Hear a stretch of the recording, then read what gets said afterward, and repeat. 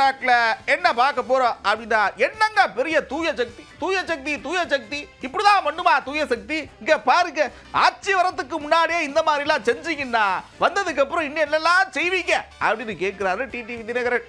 இன்னொன்னு, அந்த கடிதம் எங்க அவங்க வாங்கி அவங்க தானே எடுத்து போயிருப்பாங்க. அப்போனா என்ன அவங்க ஒத்துக்கிறாங்க, எங்கள் அப்பா பொதுக்குள்ளர் இல்லைன்னு சொல்கிற மாதிரி பேரம் பேசியிருக்காங்க. அவர் என்ன, விஜய் வந்து எங்களுக்கு மாமனா மச்சானா, இல்லை நாங்கள் எங்கள்கிட்ட வந்து ஜஸ்ட் லைக் தட்டு இவருக்கு என்ன காமராஜ் வந்து விஜய்க்கு பழக்கமா, அப்படியே ஆதரவு கொடுத்தா நேராக போயிடலாம். அவர் கூடவே என்ன பிரதர் நான் சொல்கிறது, போயிடலாம்ல. எல்லாம் அந்த லெட்டர் கொடுக்கலாம்ல, கவர்னர் ஃபோர்ஜரி லெட்டர் கொடுத்துட்டு உடையாந்துட்டீங்களே. காப்பி ஆஃப் த லெட்டர் கொடுத்தது அவர் ஒரிஜினல் இல்லைங்கன்னு கேட்டதும் தரேன்னு சொல்லிட்டு வந்துட்டாங்க. அதனால அவங்க வெரிஃபை பண்ணுறதுக்கு கவர்னருடைய செக்ரட்டரியாக அங்கேருந்து பேசுறது இவர் ரொம்ப ஷாக் ஆகி தான் இவர் கலந்து வந்திருக்கார். லெட்டரை அங்கே கொடுத்துருக்காங்களே ஒரு ஃபோர்ஜரியாக ஒரு ஜெராக்ஸ் காப்பி, அது கொடுத்துருக்காங்கன்னா அப்புறம் இவர்கிட்ட பேசிக்கலாம். சிங்கிள் எம்எல்ஏ லெட்டர் கொடுத்துட்டோன்னா பயந்துருவாரு, நம்ம அவரை பேசி ஈசி நம்ம பக்கம் ஓட்டு போட வச்சிடலாம்னு நினைச்சிருக்கோம். விஜய் தான் இருந்திருப்பாரு, வேற யாரு?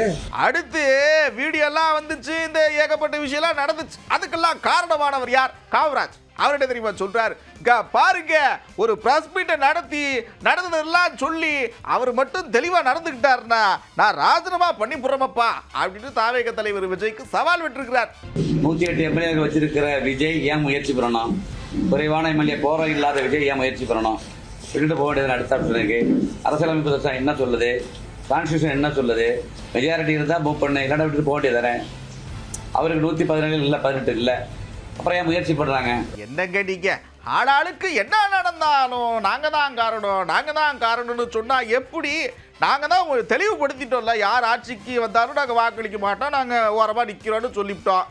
இருந்தாலும் இதுக்கு எடுத்தாலும் எங்களையே சொல்லிக்கிட்டு இருக்கீங்க.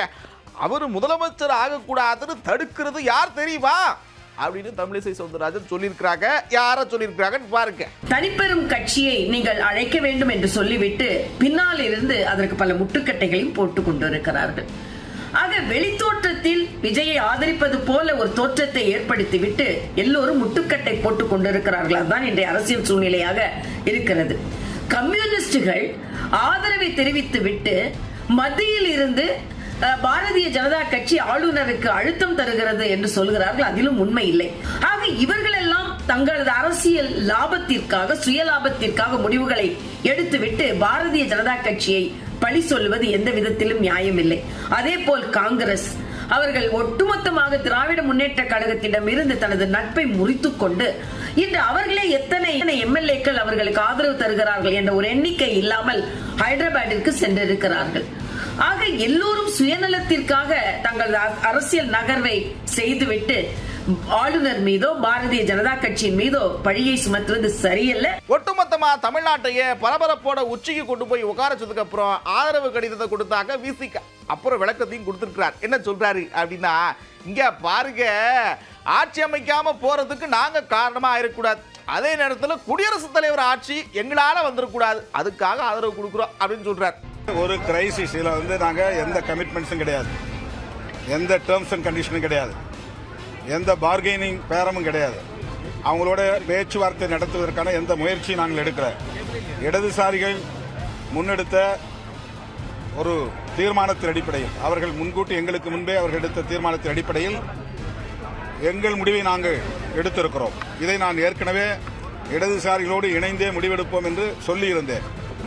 நாங்கள் திராவிட முன்னேற்ற கழக தலைவர் அண்ணன் ஸ்டாலின் அவர்களின் தலைமையில் இந்த தேர்தலை சந்தித்தோம். அவரை முதல்வராக்க வேண்டும் என்பதுதான் எங்கள் பிரச்சாரம். எங்கள் பிரச்சாரத்தை ஏற்றுக்கொண்ட மக்கள் எங்கள் அணிக்கு 1.5 கோடிக்கு மேலான வாக்குகளை வழங்கியிருக்கிறார்கள். அதுவும் கணிசமான வாக்குதான். அது தாவேகாவுக்கு எதிரான வாக்குகள் தான். 108 இடங்களில் வென்ற நிலையில் இன்னும் 10 இடங்கள் மட்டுமே குறைவாக உள்ள நிலையில் ஆட்சி அமைப்பதற்கு திரு விஜய் அவர்கள் திணறிக் கொண்டிருக்கிறார். அவர் ஆட்சி அமைக்க முடியாமல் போனால் பாரதிய ஜனதா கட்சி, பாரதிய ஜனதா அரசு தமிழ்நாட்டில் குடியரசுத் தலைவர் ஆட்சியை அமுல்படுத்தும். குடியரசுத் தலைவர் ஆட்சியை அமுல்படுத்தினால் அது கிட்டத்தட்ட பாஜக ஆட்சிதான். அப்படி ஒரு நிலை தமிழ்நாட்டில் வரக்கூடாது என்பதில் நாங்கள் உறுதியாக இருக்கிறோம், தெளிவாக இருக்கிறோம். அந்த அடிப்படையில் தான் இந்த முடிவை நாங்கள் எடுத்திருக்கிறோம். அவர்கள் மீது நாங்கள் வைத்த விமர்சனம் அல்லது அவர்களை பற்றி எங்கள் மதிப்பீடு மாற்றிக்கொள்ளப்படவில்லை. அந்த கருத்துக்கும் இதற்கும் எந்த சம்பந்தமும் இல்லை.